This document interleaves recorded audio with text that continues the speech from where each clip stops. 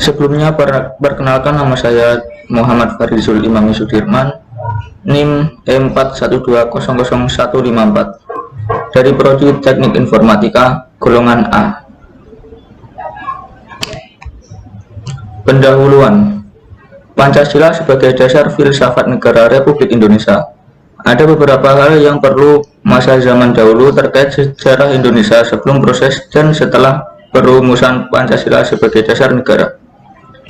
Hal ini berkaitan dengan perjuangan kerajaan dalam mempertahankan eksistensi bangsa Indonesia.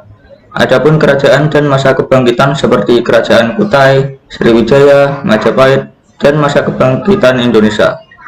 Pancasila juga merupakan sebagai dasar negara bangsa Indonesia, sehingga sekarang telah mengalami perjalanan waktu yang tidak sebentar. Dalam rentang waktu tersebut, banyak hal atau peristiwa yang terjadi menemani perjalanan Pancasila, sehingga berdirilah Pancasila seperti sekarang ini di depan semua bangsa Indonesia. Mulai peristiwa pertama saat Pancasila dicetuskan sudah menuai banyak konflik internal pada pencetusnya, hingga sekarang pun di era reformasi dan globalisasi, Pancasila masih hangat diperbincangkan oleh banyak kalangan berpendidikan, terutama kalangan politik dan mahasiswa. Kebanyakan dari para pihak yang memperbincangkan masalah Pancasila adalah mengenai awal dicetusnya Pancasila tentang sila pertama. Memang, dari sejarah awal perkembangan bangsa Indonesia dapat kita lihat bahwa komponen masyarakat yang terbentuk dari dua kelompok besar, yaitu agamis, dalam hal ini didominasi oleh kelompok agama Islam, dan yang kedua adalah kelompok nasionalis. Kedua kelompok tersebut berperan besar dalam pembuatan rancangan dasar negara. Maka, setelah banyak aspek memperbincangkan Pancasila sebagai dasar negara ini, dibuat sebagai catatan perjalanan Pancasila dari zaman ke zaman, agar kita senantiasa tidak melupakan sejarah pembentukan Pancasila sebagai dasar negara, dan juga dapat digunakan untuk menjadi penegak bagi pihak yang sedang berpendapat tentang dasar negara, supaya ke depan kita tetap seperti semboyan kita, yaitu Bhinneka Tunggal Ika. Terutama hal tersebut dalam penerapannya dalam kehidupan kita, termasuk di lingkungan sekitar kita. Assalamualaikum warahmatullahi wabarakatuh. Perkenalkan, nama saya Siska Yulia Rahmawati dari Prodi TIF golongan B. Di sini saya akan menjelaskan tentang pengertian paradigma. Paradigma dapat didefinisikan bermacam-macam, tergantung pada sudut pandang yang menggunakannya. Jika dari sudut pandang penulis, maka paradigma adalah cara pandang seseorang mengenai suatu pokok permasalahan yang bersifat fundamental untuk memahami suatu ilmu maupun keyakinan dasar yang menuntun seseorang untuk bertindak dalam kehidupan sehari-hari.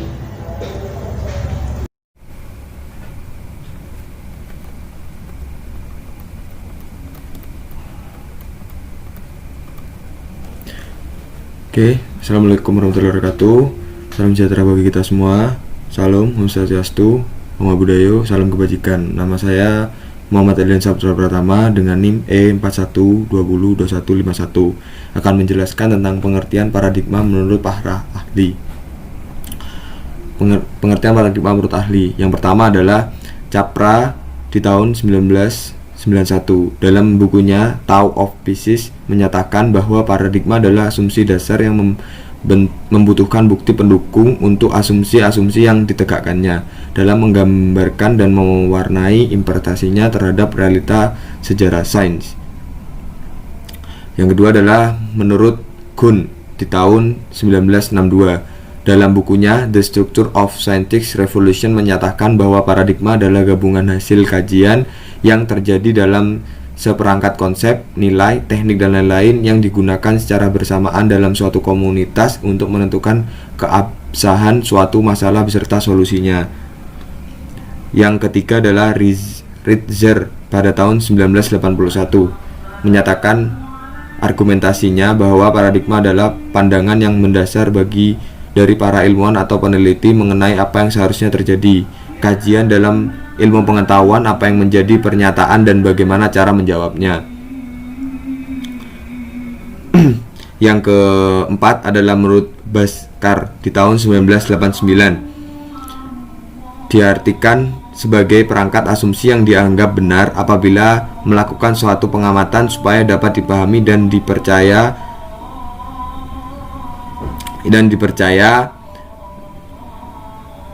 dan asumsi tersebut dapat diterima. Dengan kata lain, bahwa paradigma adalah sebuah bingkai yang hanya perlu diamati tanpa membuktikan karena masyarakat para pendukungnya telah mempercayainya.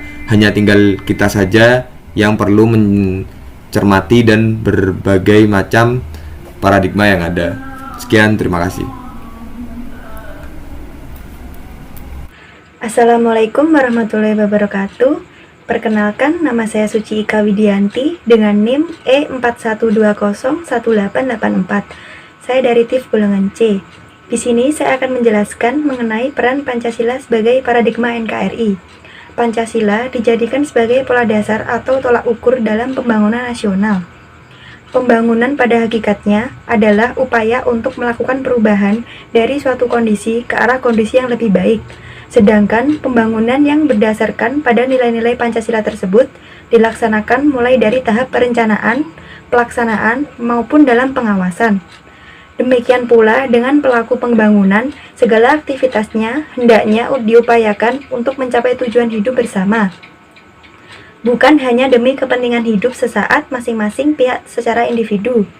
Pancasila juga harus dijadikan dasar dalam berperilaku, serta bersikap pelaku pembangunan. Bila mana hal itu tidak dilakukan, maka mustahil pembangunan nasional dapat berhasil dengan baik. Sesuatu yang dianggap sebagai paradigma sama artinya bahwa sesuatu tersebut telah dijadikan sebagai tolak ukur. Pancasila sebagai sebuah paradigma dalam menjalankan kehidupan bermasyarakat, berbangsa, dan bernegara telah dijadikan sebagai tolak ukur dari sebuah ketercapaian pembangunan nasional bangsa Indonesia. Sekian presentasi dari saya. Assalamualaikum warahmatullahi wabarakatuh. Perkenalkan, nama saya Desi Nikendianti Putri dengan NIM E41202558. Yang kedua, yaitu Pancasila dijadikan sebagai suatu kerangka berpikir dalam mengambil suatu kebijakan pemerintah untuk bangsa Indonesia.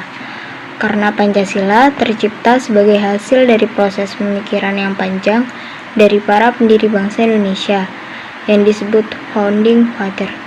Para pendiri bangsa memiliki cita-cita dan tujuan untuk membangun bangsa Indonesia yang lebih maju ke depannya, dan agar negara ini mampu bersaing dengan negara-negara lain yang ada di dunia. Assalamualaikum warahmatullahi wabarakatuh. Nama saya Prestio Dwi Nugroho. NIM saya E41206994 dari TIF golongan B, dari kelompok Pancasila urutan kelompok 12. Di sini saya akan menjelaskan tentang Pancasila sebagai paradigma kehidupan bermasyarakat, berbangsa, dan bernegara. Secara umum, merupakan sebuah pola pikir yang dijadikan sebagai landasan untuk mencapai tujuan nasional. Tujuan nasional dimaksud tercantum dalam alinea keempat pembukaan Undang-Undang Dasar Negara Republik Indonesia tahun 1945 yang berisi tujuan nasional serta tujuan internasional bangsa Indonesia, yang berisikan beberapa tujuan, yaitu melindungi segenap bangsa Indonesia dan seluruh tumpah darah Indonesia, memajukan kesejahteraan umum, serta mencerdaskan kehidupan bangsa, merupakan tujuan nasional bangsa Indonesia. Sedangkan ikut melaksanakan ketertiban dunia yang berdasarkan kemerdekaan, perdamaian abadi, dan keadilan sosial merupakan tujuan internasional bangsa Indonesia. Sekian dari saya. Wassalamualaikum warahmatullahi wabarakatuh. Assalamualaikum warahmatullahi wabarakatuh. Perkenalkan, nama saya Muhammad Rizal Amin dengan NIM E41200772 dari Teknik Informatika golongan B. Kali ini saya akan menjelaskan tentang peran Pancasila sebagai paradigma dalam penyelenggaraan kehidupan ketatanegaraan dan pembangunan nasional. Pancasila sebagai paradigma dalam penyelenggaraan kehidupan ketatanegaraan dan pembangunan nasional menimbulkan suatu konsekuensi bahwa segala kebijakan yang diambil pemerintah untuk pembangunan nasional haruslah didasarkan pada nilai-nilai yang terkandung dalam setiap sila Pancasila. Secara umum, Pancasila mengandung nilai-nilai normatif yang dijadikan sebagai ideologi dan dasar negara bangsa Indonesia, sehingga tidaklah salah jika kemudian Pancasila sebagai paradigma dalam menjalankan kehidupan bermasyarakat, berbangsa, dan bernegara dijadikan sebagai tolak ukur dalam sebuah penyelenggaraan pembangunan nasional. Pembangunan nasional merupakan suatu upaya yang bertujuan untuk meningkatkan kualitas hidup manusia dalam bermasyarakat, berbangsa, dan bernegara. Assalamualaikum warahmatullahi wabarakatuh. Perkenalkan, nama saya Yunda Kusuma Wardani dari Prodi TIF golongan C dengan NIM E41201-809. Di sini saya akan menjelaskan mengenai Pancasila sebagai paradigma berfungsi sebagai arah dalam menentukan kebijakan dalam pembangunan nasional. Kebijakan tersebut meliputi semua bidang, baik itu kebijakan di bidang politik, ekonomi, sosial, budaya, pertahanan, dan keamanan. Dalam perkembangannya, paradigma tidak hanya dipakai dalam suatu bidang keilmuan saja, akan tetapi berekspansi mencangkup semua bidang kehidupan yang ada, terutama dalam menjalankan kehidupan bermasyarakat, berbangsa, dan juga bernegara. Jika menyelami lebih dalam tentang apa itu sebenarnya hakikat pembangunan nasional, maka dapat disimpulkan bahwa pembangunan nasional adalah suatu pembangunan yang bertujuan untuk menciptakan keadilan, kemakmuran, dan kesejahteraan rakyat Indonesia. Pembangunan yang tidak hanya ditujukan untuk pembangunan infrastruktur saja, akan tetapi pembangunan yang dapat memanfaatkan kekayaan sumber daya alam yang dimiliki negara Indonesia, serta pembangunan sumber daya manusianya, baik melalui bidang pendidikan, ekonomi, kesehatan, dan lain-lain. Landasan pokok pembangunan nasional di Indonesia berdasarkan pada Pancasila dan Undang-Undang Dasar Negara Republik Indonesia tahun 1945. Adapun terdapat 7 asas dan pola dasar dalam sebuah pembangunan nasional, yaitu yang pertama, asas kekeluargaan dan usaha bersama, yang kedua, asas kemanfaatan, yang ketiga, asas adil dan merata, dan yang keempat, asas kesadaran hukum, lalu asas kehidupan yang seimbang, kemudian asas percaya pada diri sendiri, dan yang terakhir adalah asas demokrasi.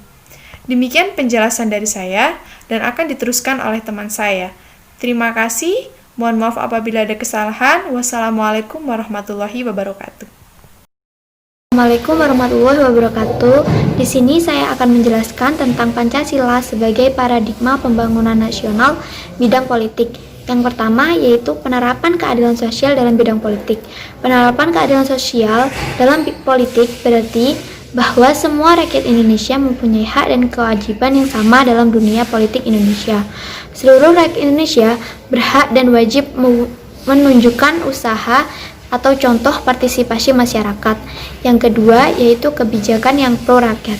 Hal ini bermaksud bahwa segala kebijakan yang dikeluarkan oleh pemerintahan haruslah kebijakan yang memihak pada rakyat. Yang dimaksud dengan memihak rakyat adalah bahwa semua kebijakan tersebut haruslah bertitik berat pada kepentingan rakyat pada umumnya, bukan kepentingan golongan tertentu saja. Yang ketiga, pelaksanaan demokrasi yang bertujuan mempertahankan persatuan. Dalam melaksanakan keadilan sosial dan penentuan prioritas kerakyatan, pemerintah harus berpegang pada konsep mempertahankan persatuan. Seperti yang kita ketahui, ketidakadilan sangat mudah sekali menimbulkan perpecahan. Oleh karena itu, pemerintah harus bisa mendapatkan dan menerapkan kebijakannya dengan adil pada seluruh rakyat Indonesia agar persatuan tetap terjaga. Yang keempat, menggunakan nilai kemanusiaan untuk menerapkan keadilan sosial. Keadilan dan kemanusiaan sangatlah erat kaitannya dengan terus berpegang pada nilai kemanusiaan seperti yang disebutkan pada Pancasila sila kedua. Maka kita akan sadar bahwa semua manusia atau dalam konteks ini rakyat mendapat perlakuan yang adil dalam segala bidang. Yang kelima, mengakui nilai ketuhanan sebagai sumber dari segala nilai. Dalam penerapan nilai keadilan dalam demokrasi, ada satu nilai yang menjadi pangkal dari semua nilai hukum, yaitu Nilai ketuhanan. Nilai ketuhanan adalah nilai yang sesuai dengan Pancasila sila pertama, di mana benar salahnya bersifat mutlak. Sekian dari saya. Terima kasih. Wassalamualaikum warahmatullahi wabarakatuh. Assalamualaikum warahmatullahi wabarakatuh. Saya Fauzan Abdillah akan menjelaskan mengenai Pancasila sebagai paradigma pembangunan nasional di bidang ekonomi. Perekonomian nasional sudah tercantum dalam Undang-Undang Dasar 1945 pasal 33 ayat 1 sampai 5, di mana perekonomian nasional diselenggarakan berdasar atas demokrasi ekonomi dengan prinsip keadilan, kebersamaan, efisiensi, berkeadilan, berkelanjutan, berwawasan lingkungan, kemandirian, serta dengan menjaga keseimbangan, kemajuan, dan kesatuan ekonomi nasional. Pasal 33 ayat 4. Sistem ekonomi kerakyatan. Dalam ekonomi kerakyatan, kebijakan ekonomi harus sebaik mungkin memperhatikan kesejahteraan rakyat. Politik atau strategi ekonomi tidak hanya akan menguntungkan golongan yang kuat saja, sehingga sudah tidak ada nada lagi slogan yang kaya makin kaya, yang miskin makin miskin. Kemudian ada ekonomi berdasar dengan asas kekeluargaan, seperti yang dijelaskan pada Undang-Undang Dasar 1945 pasal 33 ayat 1, yang berbunyi, perekonomian disusun sebagai usaha bersama berdasar atas asas kekeluargaan. Sistem ekonomi kerakyatan lebih memberi kesempatan pada rakyat dalam meningkatkan kegiatan ekonomi dengan memberikan kesempatan pada badan-badan usaha. Badan usaha yang dimaksud adalah koperasi, usaha kecil, dan usaha menengah. Untuk koperasi, kita bisa menemukan ada banyak jenis-jenis koperasi di Indonesia. Meskipun begitu, semua kegiatan perekonomian tersebut juga harus berlandaskan pada asas kekeluargaan, seperti yang dicetuskan oleh Bapak Koperasi Indonesia, yaitu Bapak Muhammad Hatta. Terima kasih, cukup sekian dari penjelasan saya, dilanjutkan oleh pemateri selanjutnya. Assalamualaikum warahmatullahi wabarakatuh.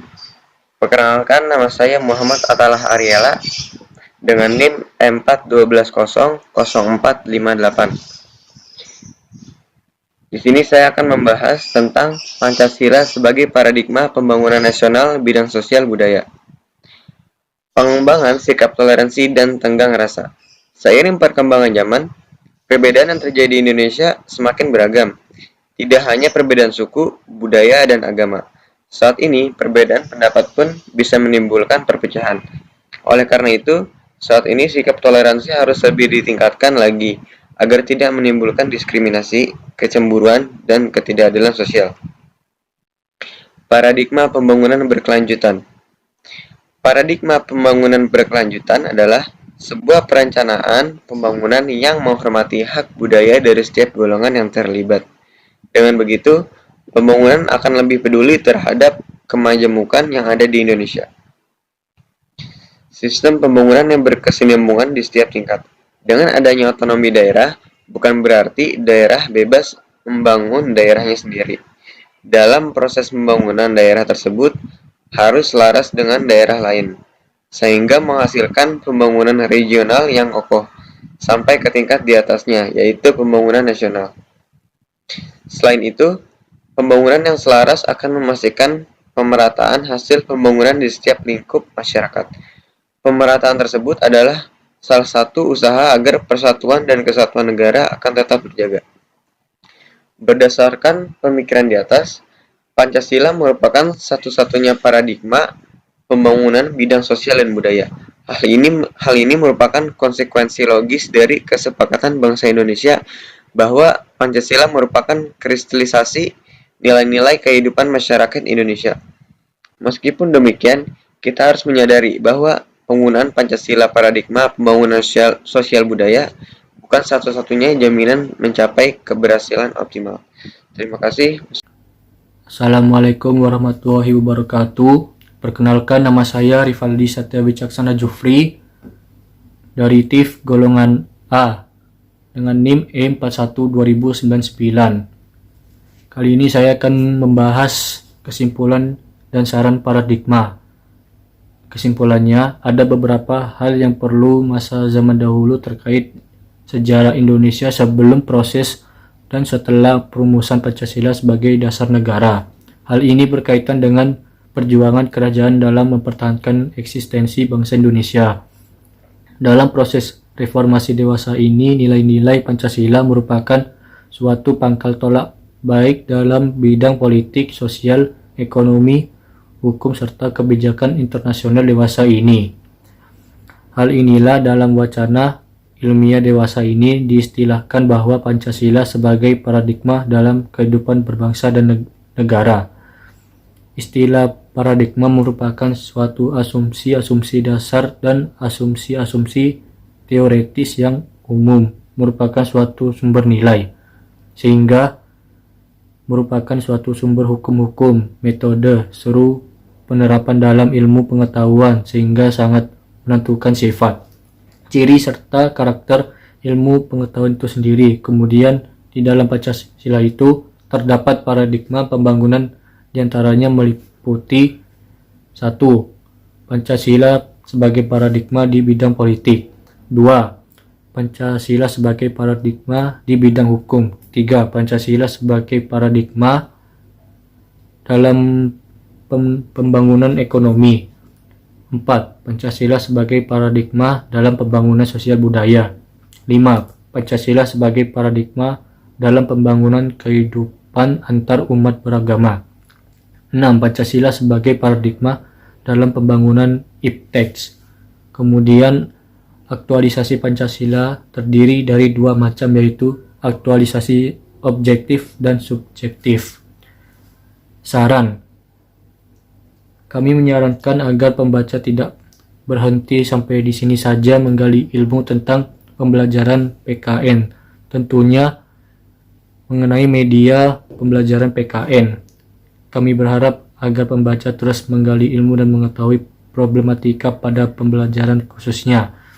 Sekian dari kami, apabila ada salah kata-kata kurang lebihnya mohon maaf. Wassalamualaikum warahmatullahi wabarakatuh.